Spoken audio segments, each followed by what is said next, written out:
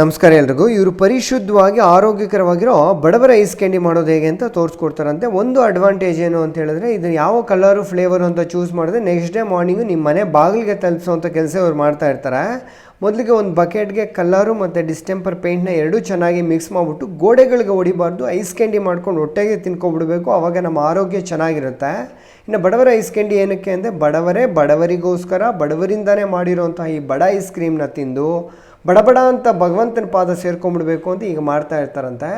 ಇನ್ನು ನಮ್ಮಲ್ಲಿ ಎಷ್ಟೋ ಜನ ವಿದ್ಯಾವಂತರು ಮತ್ತು ನಿಮ್ಮಲ್ಲಿ ಎಷ್ಟೋ ಜನ ವಿದ್ಯಾವಂತ ಫ್ರೆಂಡ್ಸ್ ಎಲ್ಲ ಟೇಸ್ಟ್ ಒಂದು ಚೆನ್ನಾಗಿದೆ ಸಾಕು, ಆರೋಗ್ಯಕ್ಕೆ ಏನು ಹಾನಿಕರ ಆದರೂ ಪರವಾಗಿಲ್ಲ ಅಂತ ಹೇಳ್ಬಿಟ್ಟು ಪಕ್ಕ ಟಕ ಅಂತಿದ್ರು ಸಾಕು, ರೋಡಲ್ಲಿ ಸಿಕ್ಕೋ ಕಲ್ಲು ಮಣ್ಣು ಕಸ ಕಡ್ಡಿ ಆದಿ ಬೀದಿಯಲ್ಲಿ ಹೋಗೋದೆಲ್ಲ ತಿನ್ಬಿಟ್ಟು ನನ್ನ ಆರೋಗ್ಯ ಎಕ್ಕುಟ್ಟು ಹೋದ್ರೂ ಪರವಾಗಿಲ್ಲ ಅಂತ ತಿನ್ನೋ ನಿಮ್ಮ ಫ್ರೆಂಡ್ಸ್ಗೆ ಇದನ್ನು ಶೇರ್ ಮಾಡಿ ಕೇಳಿ, ಐಸ್ ಕ್ಯಾಂಡಿ ಬೇಕು ಅನ್ನೋ ಅಂತ ಹೇಳ್ಬಿಟ್ಟು.